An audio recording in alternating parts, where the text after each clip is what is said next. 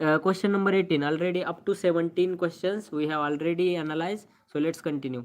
Very recently, in which of the following countries have lakhs of people either suffered from severe famine, acute malnutrition, or died due to starvation caused by water or war or ethnic conflict?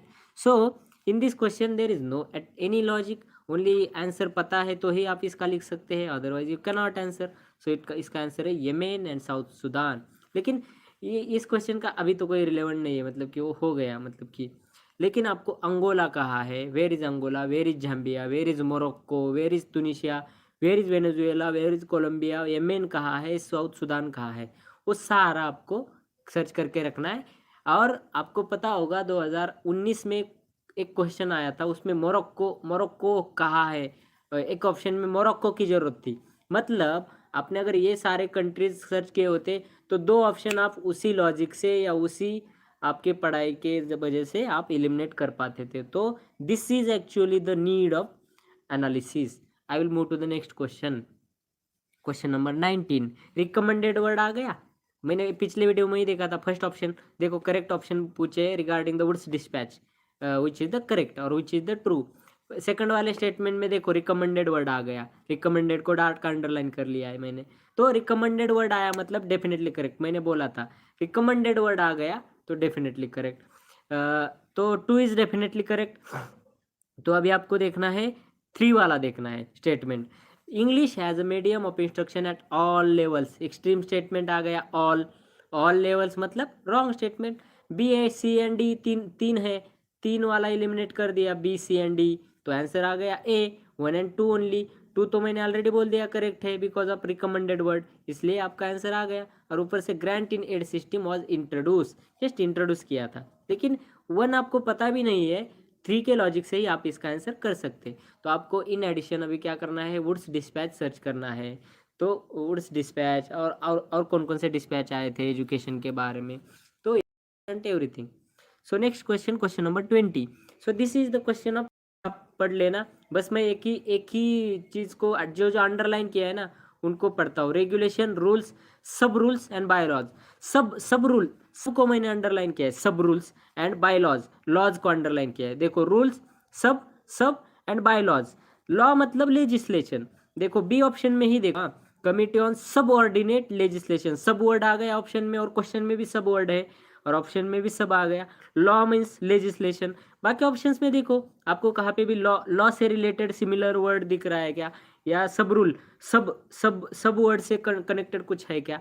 तो you should get it कि option में, question में जो जो option, question में जो जो words है ना उसका कौन से ऑप्शन के साथ ज़्यादा कनेक्शन लग रहा है, किधर क्वेश्चन का कोई वर्ड रिपीट हुआ है या सिमिलर वर्ड से रिपीट हुआ है. तो वैसे तो ये क्वेश्चन स्टैटिक का है, एवरीबडी नो द आंसर कि हाँ ये सब लेजिस्लेशन है, लेकिन ये वर्ड के हिसाब से भी आप इसको क्रैक कर सकते हैं. T1. सो सी, मैंने ऑलरेडी आपको बोला है कि हाँ 1 एज पर, हाँ 1 and 2 आप पढ़ लो 1 and 2 आप साथ में पढ़ लेना. तो 1 and 2 में as per the RTE act, as per the RTE act, दोनों दोनों जगह पे सिमिलर आया, मतलब सेम वर्ड आया, मतलब मैंने ऑलरेडी बोला है. तो दोनों में से कोई ना कोई एक ही करेक्ट होगा, दैट इज़ फॉर श्योर. क्योंकि आपको मैंने ऑलरेडी बोला है अगर कोई पार्ट, मतलब कि ऑप्शन में अगर एक 5-6 वर्ड या एक लाइन अगर कॉमन है ना ऑप्शन में, तो दोनों में से एक आंसर होता है. मतलब कि आइदर 1 इज करेक्ट और 2 इज करेक्ट. तो 1 and 2 साइमल्टेनियसली तो करेक्ट नहीं हो सकते. 3 is also wrong, 3 is also eliminated because 1 and 2 दोनों में से तो एक होना चाहिए, क्योंकि कॉमन वाला पार्ट है ना, as per the RT act, as per the RT act. मतलब दोनों में से एक तो करेक्ट है, मतलब कि either B is the answer और सी इज द आंसर. मतलब कि जो लोग मुझे रेगुलर सुन रहे हैं ना, whoever is following me regularly, उनको पता चल रहा है कि हाँ ये क्या चल रहा है, मतलब कि ये क्या बोल रहा है. ओके. तो फर्स्ट टाइम जो देख रहे हैं ना उनको रिक्वेस्ट है कि अगर आपको इस वीडियो पे जज करना है तो आप पिछले वाले वीडियोस भी आप देख लेना भाई, कि आपको कैसे कैसे लॉजिक मिलते हैं. तो फर्स्ट एंड सेकंड बहुत बड़े स्टेटमेंट है, तो हम जस्ट थर्ड के हिसाब से ही सॉल्व करते हैं. In India more than 90% of teacher education institutions are directly under state government. Directly word आ गया, directly, mandatory, all, directly under. यहाँ पे डायरेक्टली वर्ड क्यों डाला, डायरेक्टली तो स्टेट गवर्नमेंट के अंडर नहीं है इतने सारे। 90% इंस्टीट्यूशन अगर गवर्नमेंट ही चलाएगा तो प्राइवेट क्या करेगा? आपको तो पता है एजुकेशन फील्ड में सबसे ज़्यादा प्राइवेट का ये चल रहा है। देखो मतलब कि प्राइवेट में तो सबसे संस्था वगैरह यही चल रहा है, लूटमारी चल रही है एक वजह से कि डोनेशन ले लो, ये करो वो करो। मतलब कि थर्ड रॉन्ग है। तो ऑलरेडी हमने ए एंड डी को एलिमिनेट कर दिया था, सी भी एलिमिनेट हो गया इस लॉजिक से कि डायरेक्टली वर्ड आ गया 90% भी, मोर देन 90%। तो इसलिए second only is the answer, B is the answer. B क्यों आंसर है? क्योंकि as per the right to information, right to education act national council है। मतलब कि सेकंड वाले स्टेटमेंट में नेशनल काउंसिल बोला है एंड फर्स्ट वाले स्टेटमेंट में स्टेट काउंसिल बोला है। तो स्टेट काउंसिल आंसर नहीं है इसका, सेकंड वाला स्टेटमेंट इसलिए आंसर है। और वैसे भी हमने ऑलरेडी बोला है 1 and 2 साइमल्टेनियसली रॉन्ग है, इसलिए ए को एलिमिनेट किया था, डी को एलिमिनेट किया था। क्योंकि मतलब कि आपने शुरू से अगर क्वेश्चन को सुना है तो आपको समझ में आया होगा कि मैं क्या बोल रहा हूँ। क्योंकि A and D was already eliminated because of 1 and 2 are not simultaneously correct and 1 and 2 में से एक करेक्ट होना चाहिए। तो 1 and 2 साइमल्टेनियसली रॉन्ग है, करेक्ट, और दोनों में से एक तो चाहिए 1 और 2, इसलिए डी को एलिमिनेट किया। बचा कौन सा? बी एंड सी। 3 भी रॉन्ग हो गया तो B only, 2 only is the answer. Next question, consider the following pairs. और तीन तीन ट्रेडिशन दिए, 3 स्टेट्स दिए। ये लॉजिकल क्वेश्चन नहीं है, इसमें फैक्ट है। आर्ट एंड कल्चर, मेरे आर्ट एंड कल्चर के नोट्स ऐसे ऐसे क्वेश्चन के लिए काम आते हैं। तो इसका आंसर है 1 and 2। Thangta is Manipur, Thangta is from Manipur, Thangta dance, it is not from Sikkim. तो आपको अब क्या करना है? चापचारकुट फेस्टिवल तो यहाँ पे दिया है मिजोरम, खोंगजोम परवा बल्लड़ भी दिया है मणिपुर। तो थंगटा मैंने ऑलरेडी बोल दिया मणिपुर। क्यों ना हो जाए 2022 में यूपीएससी अगेन थंगटा डाल दे और मणिपुर डाल दे और आपको करेक्ट वाला दे दे। तो समझ में आ रहा है कि कैसे रिपीट होते हैं question. So I hope you are getting my point. तो इसका आंसर है B, 1 and 2 only. Consider the following statements, 23rd statement. देखो मिनिस्ट्री का नाम आ गया। मैंने एक लॉजिक बोला था आपको शायद शुरू में 11, 12, 13, 14 जब भी एनालिसिस कर रहा था ना, तो मैंने बोला था किसी मिनिस्ट्री का अगर ऑप्शन में नेम आता है ना, मतलब अगर चारों ऑप्शन मिनिस्ट्री है तो एक मिनिस्ट्री करेक्ट होगा आंसर, वो नहीं। लेकिन अगर ऐसे मल्टी स्टेटमेंट वाले ऑप्शंस में मिनिस्ट्री का नाम आता है ना, तो जनरली वो करेक्ट नहीं होता है। वो मिनिस्ट्री के अंडर डायरेक्टली, मतलब वो मिनिस्ट्री का कुछ ना कुछ तो गलत ही होता है। देखो food safety and standard authority of India ministry of health and family welfare के अंडर है, लेकिन डायरेक्ट मतलब under the charge of director general नहीं है। लेकिन फिर भी मिनिस्ट्री वाला लॉजिक यहाँ भी अप्लाई होता है। Even it is correct ministry correct हो रही है लेकिन स्टेटमेंट रॉन्ग होता है। मतलब कि मिनिस्ट्री भी करेक्ट है ना, समझ में आ रहा है आपको? अगर किसी स्टेटमेंट में उसने करेक्ट वाली मिनिस्ट्री भी दी ना यूपीएससी ने, फिर भी वो स्टेटमेंट है ना कहीं पे गलत करती है यूपीएससी, कुछ अलग डाल के। यहाँ पे डायरेक्टर जनरल डाल दिया अननेसेसरीली, वो नहीं, मिनिस्ट्री के अंडर आता है food safety and standard authority of India. मतलब मिनिस्ट्री करेक्ट भी है ना, तो भी आपको देखना है कि कुछ ना कुछ तो झोल होगा उस स्टेटमेंट में, इसलिए सेकंड वाला रॉन्ग है। मतलब ये लॉजिक है। इवन मिनिस्ट्री करेक्ट भी दी है तो भी स्टेटमेंट तो डेफिनेटली रॉन्ग होता है अगर जिस स्टेटमेंट में मिनिस्ट्री आता है तो। और फर्स्ट वाला स्टेटमेंट देख लो, food safety and standard authority 2006 replace the prevention of food adulteration act 1954। Obviously food safety word आया और अगले वाले एक्ट में क्या है? Food adulteration act, prevention of food adulteration. तो प्रिवेंशन ऑफ फूड में अगर अडल्ट्रेशन प्रिवेंट किया तो फूड सेफ्टी का ही पार्ट है। मतलब कि पॉसिबल है कि हाँ यार इसको रिप्लेस तो कर सकते हैं, इसलिए A one only is the answer. Getting my point? So next question, the term two state solution. तो ये तो लॉजिकल कुछ भी नहीं है, तो इसमें आंसर है इजराइल। इसका टू स्टेट सोल्यूशन किसके बारे में है? Israel and Palestine. अभी भी इशू चल रहा है, शायद आ जाएगा इस साल, समझ में आ रहा है? तो इसका आंसर है इजराइल। तो अभी आपको एक हिंट बोलता हूँ, इसमें अगर क्वेश्चन कुछ और होता, मतलब यहाँ पे टू स्टेट पूछा है लेकिन क्वेश्चन कुछ और होता है इंडिया से रिलेटेड, और 3 ऑप्शन होते, चाइना, इराक एंड येमेन, और एक इंडिया ऑप्शन होता ना, तो आप दिमाग बिना लगाए इंडिया आंसर ले लेना। इंडिया अगर ऑप्शन है और बाकी 3 कंट्री के 3 ऑप्शन है तो इंडिया आंसर होता है, वो भी एक लॉजिक है। Getting my point? Next question number 25। with reference to the provisions made under the National Food Security Act 2013, consider the following statements. Statement 1 only word आ गया, डायरेक्टली इलिमिनेट, तो ए एंड सी इलिमिनेट हो गया। बाकी का पूरा statement आप पढ़ लेना, अभी ज़्यादा टाइम वेस्ट नहीं करेंगे। ओनली वर्ड की वजह से उसको मैंने इलिमिनेट किया, तो ए एंड सी इलिमिनेट हो गया 1 की वजह से। बचा कौन सा? बी एंड डी, मतलब कि इधर 2 इज करेक्ट और 3 इज करेक्ट। अभी 2 में देखो, the eldest woman in the household of the age 18 years और अबव शैल बी मतलब भविष्य की, मतलब कि एक पॉसिबिलिटी। शैल बी मतलब पॉसिबिलिटी, शैल वर्ड आया ना, शैल विल मतलब ऊपर से वुमन एम्पावरमेंट का स्टेटमेंट है। मैंने बोला है वुमन एम्पावरमेंट इन्वायरमेंट को सपोर्ट करने वाला है, ग्लोबल वार्मिंग को कम करने वाला स्टेटमेंट, डेफिनेटली करेक्ट। इसलिए B is the answer, 2 only. और 3 को फिर भी हम क्रॉस चेक करते हैं। Pregnant woman and lactating mothers are entitle to take home ration of 1600 calorie, exact word बोल दिया, एग्जैक्ट फिगर बोला कि 1600 कैलोरीज। ऐसे कैसे हो सकता है 1600? रेंज बोल सकते थे कि अराउंड 1500 से दो या हजार के ऊपर कैलोरीज, ऐसा रेंज बोला तो स्टेटमेंट सही लगता है। लेकिन एग्जैक्टली 1600 कैलोरी कौन कैलकुलेट करेगा, कौन नापेगा एवरीडे? तो समझ में आ रहा है लॉजिक, इसलिए 3 इज रॉन्ग, इसलिए B 2 only is the answer. Question number 26, India enacted the geographical indication of goods registration and protection act 1999। देखो, गुड्स मतलब ट्रेड का कुछ तो होगा, गुड्स मतलब कि ट्रेड होगा, डेफिनेटली इतना तो आपको आना चाहिए। जोग्राफिकल इंडिकेशन तो ठीक है, लेकिन गुड्स मतलब कुछ ना कुछ वस्तु है, राइट, तो उसका ट्रेड होना चाहिए। तो इंटरनेशनल लेबर ऑर्गेनाइजेशन, लेबर का पार्ट आ गया, उसमें तो कोई नहीं होगा गुड्स का। इंटरनेशनल मॉनेटरी फंड, वो तो मनी से रिलेटेड है। United Nations convention on trade and development, तो ये थोड़ा सा लग रहा है, लेकिन इसका आंसर है वर्ल्ड ट्रेड ऑर्गेनाइजेशन। लॉजिक नहीं है, ये पता होना चाहिए आपको। Goods GI indication tag act किसके अंडर होता है? तो इसका आंसर है WTO। लॉजिक नहीं है, लेकिन इस स्टेटमेंट में जब इस ऑप्शन में, इसमें क्वेश्चन में इंटरनेशनल लेबर ऑर्गेनाइजेशन आ गया, तो मेरे नोट्स में आपको इंटरनेशनल लेबर ऑर्गेनाइजेशन का पूरा एक पेज मिलेगा। इंटरनेशनल मॉनिटरी फंड वो कौन से रिपोर्ट पब्लिश करता है, वो हेडक्वार्टर कहाँ है, everything. Similarly WTO, similarly UNCTAD, तो ऐसे हर एक का इंफॉर्मेशन आपको होना चाहिए। Let me move to next question. Question number 27, consider the following statements. तो ऑप्शन नंबर 1 डायरेक्टली देखते हैं।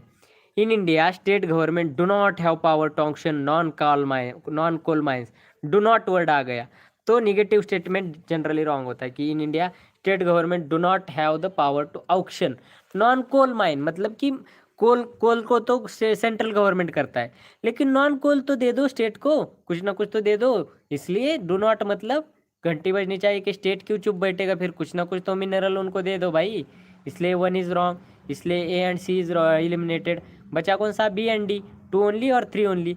तो 2 देखो, Andhra Pradesh and Jharkhand do not have gold mines, again do not word आ गया, मतलब कि निगेटिव क्यों बोलेगा फिर? लेकिन थर्ड में देखो, Rajasthan has iron ore mines, positive बात हो गई मिनरल की। हाँ, ये मिनरल यहाँ मिलता है, लेकिन ये मिनरल ये 2 स्टेट में नहीं मिलता है। तो नहीं के बारे में कौन याद रखता है? मतलब कि समझ में आ रहा है आपको कि सपोज मेरे बारे में कि ऐसे बोल दिया कि हाँ मैं एक साइंटिस्ट हूँ, सपोज गवर्नमेंट ऑफ इंडिया में सपोज मैं साइंटिस्ट हूँ, राइट, तो वो बोलेगा, ये दुनियादारी क्यों बोलेगा कि मैं पंतप्रधान नहीं हूँ, मैं राष्ट्रपति नहीं हूँ, मैं अभी डिस्ट्रिक्ट कलेक्टर भी नहीं बना हूँ, तो नहीं होने के बारे में क्यों बोलेगा? लेकिन हाँ, राजस्थान में आयरन ओर मिलता है, मैं साइंटिस्ट हूँ, ये स्टेटमेंट करेक्ट लगता है। तो आपको थोड़ा सा घंटी बजने की निगेटिव बातें नहीं करनी है, पॉजिटिव बातें करो भाई। तो डू नॉट यहाँ पे आ गया, तो थोड़ा सा निगेटिव वाले स्टेटमेंट्स रॉन्ग ही होते हैं। और ऊपर से 2 राज्यों के बारे में इंफॉर्मेशन है, आंध्रा एंड झारखंड। उससे अच्छा है ना एक राज्य का ही ऑप्शन के साथ जाओ, क्योंकि यूपीएससी आपको मिनिमम टू मिनिमम मगिंग उसको नहीं चाहिए यूपीएससी को। सेकंड वाला स्टेटमेंट क्या बोल रहा है कि आप ज़्यादा मग करो, आंध्र प्रदेश के भी बारे में मग करो, मतलब कि याद रखो, रट्टा लगाओ, झारखंड के बारे में भी रट्टा लगाओ, लेकिन थर्ड वाले में बस राजस्थान के बारे में पता करो भाई। इसलिए इसका आंसर है D, 3 only. I hope you are getting my point. तो with which of the following digital payments के बारे में बोला है।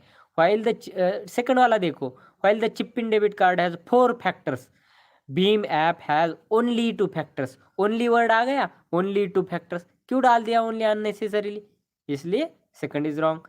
तो वन वन कैसे करेक्ट है, देखो भीम ऐप अलाउज, मैंने ऑलरेडी बोल दिया आपको, helps, allows, promotes, provides, enables, improves, ऐसे वर्ड आता है, अलाउ करना है बस, तो वाले स्टेटमेंट्स करेक्ट होते हैं, इसलिए one is definitely correct and one only is the answer. I hope you are getting, जो रेगुलर सुनते हैं वो मेरे एक्सप्लेन करने से पहले ही कुछ ना कुछ लॉजिक लगाते होंगे। हाँ यार, यहाँ पे तो ये लॉजिक आ गया, right. 29 question, among the following cities which one lies on the longitude closest to that of Delhi, इसका आंसर है बेंगलुरु है। अभी इस क्वेश्चन को लेकर लॉजिक नहीं है, आपको इंडिया का मैप पता होना चाहिए। आपको हैदराबाद के बारे में सर्च करके रखना है, वो एग्जैक्टली कहाँ है, नागपुर के बारे में देखना है कहाँ है, पुणे के बारे में देखना है, बेंगलोर भी उसका एग्जैक्ट किधर है वो देख के इसके ऊपर भी क्वेश्चन हो सकता है। या एक बार ऐसे पूछ सकते हैं कि आपने अगर बेंगलोर से शुरू किया तो नागपुर जाने के लिए कितने राज्यों की सीमा आपको लांघनी पड़ेंगी, ऐसे कुछ ना कुछ क्वेश्चन। या दिल्ली से निकल गए तो बेंगलोर तक पहुंचने के लिए आपको कितने राज्यों को, मतलब कि इस क्वेश्चन को पकड़ के दिल्ली से निकल के आपको पुणे जाना है तो कितने राज्य आप मिनिमम कितने राज्यों से जाना पड़ेगा, ऐसे टाइप का। तो एक हिंट दे रहा हूँ। Next question, question number 30, international labour organization, और नीचे के ऑप्शन देख लो, ए वाले ऑप्शन में लेबर वर्ड आ गया और क्वेश्चन में भी लेबर है, नीचे जाओ ही मत, मतलब कि देखो ऑप्शंस, लेकिन आपको लेबर, अगर क्वेश्चन में ही लेबर वर्ड है और ऑप्शन में भी कहीं ना कहीं लेबर वर्ड मिल गया तो कुछ ना कुछ घंटी बजनी चाहिए। अरे यहाँ तो हिंट दे ही यूपीएससी ने, मतलब कि यूपीएससी आपकी कितनी हेल्प करती है, देखो भाई लोग, प्रीलिम्स में, मेंस में बहुत तकलीफ करती है, मेरे से पूछो 3 बार नहीं हो रहा मैं, लेकिन प्रीलिम में बहुत हेल्प करती है। मेरे को तो ऐसे लगता है यूपीएससी को ऐसा चाहिए कि जो सीरियस एनालिसिस करने वाला बंदा है वो डेफिनेटली प्रीलिम्स हो जाए, ऐसा यूपीएससी का इंटेंशन है। लेकिन आप दुनियादारी देखोगे, दुनियादारी पढ़ोगे, लेकिन जो बंदा दिल से पढ़ा रहा है, जो बंदा आपको बहुत मतलब अंदर अंदर से कुछ ना कुछ देना चाह रहा है, उसको आप बहुत कम लोग पढ़ोगे, कम लोग सुनोगे, लेकिन I am thankful for them, वो लोग देख रहे उतना भी काफ़ी है। Next question, question number 31, regarding money bill which of the following statement is not correct. देखो ये वाला स्टेटमेंट, ये वाला क्वेश्चन बहुत बड़ा क्वेश्चन है, इसमें आधा घंटा जाएगा एक्सप्लेनेशन में, आप खुद ही देख लेना। इसका आंसर है सी, और कॉन्टिजेंसी फंड की जगह है कंसोलिडेटेड फंड ऑफ इंडिया, इसलिए वो रॉन्ग स्टेटमेंट है, नॉट करेक्ट पूछा है, राइट। तो ये बहुत ही लॉजिक, मतलब कि स्टैटिक क्वेश्चन है लक्ष्मीकांत से, तो आप पढ़ लेना। I will skip to question number 32, which of the following are correct. Second वाला इलेक्शन ऑफ प्रेसिडेंट के बारे में, तो ये भी आपको फैक्चुअली है, ये भी मैं मतलब कि कुछ इसमें भी कुछ एक्सप्लेनेशन या लॉजिक नहीं दे सकता, ये पॉलिटी का क्वेश्चन है कि मतलब एक्सप्लेनेशन क्या दूँ, ऐसे खींच खींच के मैं बोर नहीं करना चाहता आपको कुछ ना कुछ, लेकिन ये आपको पता होना चाहिए कि प्रेसिडेंट के इलेक्शन के क्या होती है वैल्यू, एमएलए की वैल्यू क्या होती है स्टेट के, और एमपी की वैल्यू क्या होती है। Okay, let me move to the next question. इसका भी आंसर वन ओनली है, 2 वाला रॉन्ग है, वो भी आप देख लेना, फैक्चुअल है, इसलिए मैं स्किप कर रहा हूँ। अभी देखो 33 क्वेश्चन, मैंने ऑलरेडी बोला आपको कि 2020 में एक इंटरनेशनल एटॉमिक एनर्जी एजेंसी के बारे में एक क्वेश्चन आया था, रिमेंबर, जो लोग रेगुलरली देखते हैं उनको पता है। तो 2018 में इंटरनेशनल एटॉमिक एनर्जी एजेंसी के बारे में क्वेश्चन आया, राइट, इसलिए वहाँ पे सर्च करके आपको उसका आंसर डेफिनेटली आता था। तो क्या है क्वेश्चन यहाँ पे, in the Indian context what is the implication of ratifying additional protocol of international atomic energy agency. अभी देखो क्वेश्चन में ही इंटरनेशनल एटॉमिक एनर्जी एजेंसी है, तो सी एंड डी तो एलिमिनेट करना चाहिए आपको, क्योंकि न्यूक्लियर सप्लायर ग्रुप का और उसका क्या क्या कनेक्शन है, ए एंड बी दोनों में इंटरनेशनल एटॉमिक एनर्जी ऑप्शन है, इसलिए आपको ए एंड बी में से आंसर है। और बी क्या है, military installations come under the inspection. तो देखो ये तो हो नहीं सकता, मिलिट्री का क्यों देंगे इसमें इंस्पेक्शन के लिए, मिलिट्री का तो प्राय मतलब कि बहुत कॉन्फिडेंशियल रहता है, इसलिए B is wrong and A is correct. लेकिन सी एंड डी तो इजीली एलिमिनेट कर पाएंगे आप मेरे लॉजिक से, कि क्वेश्चन में कुछ है ना वर्ड, और वो अगर ऑप्शंस में रिपीट हुआ है ना एज इट इज, उसी में से आंसर 100% होता है।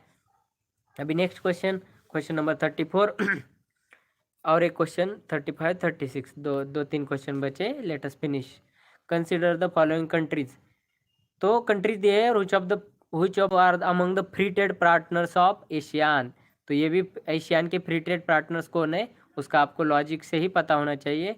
उसका आंसर भी 1 3 4 5 है, लेकिन देखो 4 तो सब स्टेटमेंट में, इसलिए इंडिया तो है, इंडिया तो है, लेकिन ये आपको पता होना चाहिए, इसके बारे में कुछ लॉजिक तो है नहीं। लेकिन आपको स्टेटमेंट से क्या करना है कि आसियान के बारे में सर्च करके रखना है कि आसियान एक्चुअली क्या है, उसके मेंबर्स क्या है, उसका हेडक्वार्टर कहाँ है, और इंडिया का और उनका क्या रिलेशन है, वगैरह वगैरह। और ये जो कंट्रीज़ है वो कहाँ कहाँ आते हैं, कौन से समंदर में आता है कौन सा कंट्री, उसके बाजू में कौन से कंट्री है, वगैरह वगैरह आपको सर्च करना है। Okay, I will move to the next question. Question number 35, global alliance for climate smart agriculture के बारे में बोला है। तो यहाँ पे हाँ, GACSA is outcome of a climate summit held in Paris in 2005। ये वाला रॉन्ग है एक्चुअली। क्या क्या है, क्यों इसका रॉन्ग है? क्योंकि मतलब कि जो ये हुआ था ना, सोलार इंटरनेशनल सोलार अलायंस, वो हुआ था पेरिस एग्रीमेंट में। पेरिस एग्रीमेंट 2015 था ना, तो वो क्लाइमेट चेंज के रिलेटेड था, लेकिन इंडिया इंटरनेशनल सोलार अलायंस हुआ था। उतना आपको अगर पता होता ना तो आप वन को एलिमिनेट करते। सेकंड वाला तो डेफिनेटली करेक्ट है, क्योंकि membership is not any binding, मतलब कि यहाँ पे देखो, membership does not create any binding obligation. मतलब उसका मीनिंग क्या है कि मेंबरशिप बाइंडिंग नहीं है, मेंबरशिप किया तो भी आपको कुछ बाइंडिंग नहीं है, मतलब कि इट इज़ वॉलंटरी, ऐसा मीनिंग है। तो यहाँ पे एनी वर्ड आया तो आप डायरेक्टली मत एलिमिनेट करना, क्योंकि एनी का मीनिंग भी आपको थोड़ा सा लगाना है। हाँ यार, एनी बाइंडिंग ऑब्लिगेशन मतलब कि ये मैंडेटरी नहीं है, ये वॉलंटरी है, इसलिए 2 तो डेफिनेटली करेक्ट है। और थर्ड क्या है, India was instrumental in creation of GACSA। तो इंडिया के बारे में स्टेटमेंट आपको मतलब कि ये वाला पता होना चाहिए कि इंडिया इंटरनेशनल सोलार अलायंस में इंस्ट्रूमेंटल है, ना कि इसमें। तो एक्चुअली ये क्वेश्चन इंटरनेशनल सोलार अलायंस का आपका नॉलेज चेक करना चाह रहा है, वो इंडिया का और फ्रांस का इनिशिएटिव है गाइज, इसलिए इसका आंसर है B2 ओनली। इंडिया का एम क्या है, देखो फर्स्ट वाले में क्या बोला है, formation of India's own internet companies like China did. One wrong, क्योंकि चाइना से हमें क्या लेना देना है चाइना से क्या लेना देना है, हमें इंटरनेट कंपनीज करनी है तो हमारे खुद की है। चाइना से कंपेयर करके क्यों करेंगे कि हमें चाइना चाइना जैसा चाहिए, हमें US जैसा चाहिए। हमें हमें हमारा इंडिया कंपैरिजन नहीं करना है कि चाइना चाइना को है ये कंपनीज, इसलिए हमें भी बनाने हैं। तो डिजिटल इंडिया का वो तो एम नहीं है। सेकंड वाला क्या है कि establishment of policy framework for encourage हो overseas multinational corporation that collect big data. क्यों चाहिए जो, और वो भी within our national geographical boundaries, वो भी नहीं है डिजिटल इंडिया का एम। डिजिटल इंडिया का एम क्या है, connecting many of our villages, ऐसे नहीं बोला connecting all of our villages, many बोला है यहाँ पे। तो आपको to internet and bring why बोला all of our schools public places and major tourist centres, यहाँ पे भी ऐसे नहीं बोला कि ऑल। मतलब कि वर्ड्स का खेल आपको समझ में आना चाहिए कि कोई एक्सट्रीम वर्ड नहीं है। मेनी मतलब मैक्सिमम, बट ऐसा नहीं कि 100% या ऑल। तो इसलिए 3 इज द आंसर, इसलिए इसका आंसर है B3 ओनली। तो I hope you get my point, you are getting my analysis कि कैसे मैं डीप में जाता हूँ, कैसे मैं आपको हिंट दे रहा हूँ। तो I hope I could make the justice and 3-4 दिन में सारे क्वेश्चन पेपर ख़त्म कर देंगे और आपका कॉन्फिडेंस बढ़ जाएगा।